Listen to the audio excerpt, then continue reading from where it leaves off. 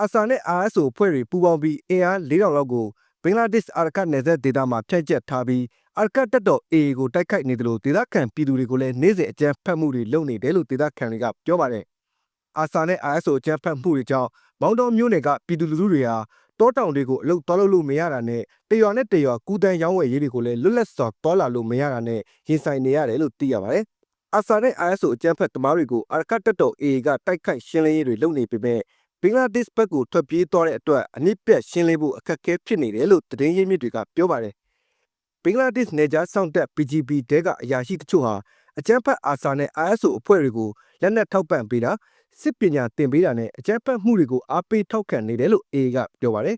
။ဒါကြောင့်ဘင်္ဂလားဒေ့ရှ်အစိုးရအနေနဲ့အကြမ်းဖက်အာဆာနဲ့ ISO အဖွဲ့တွေကိုလက်မခံထားဖို့နဲ့ BGB တဲကအကြမ်းဖက်မှုတွေကိုအားပေးနေတဲ့သူတွေကိုလည်းအရေးယူဆောင်ရွက်ပေးဖို့ AA ကတောင်းဆိုထားပါတယ်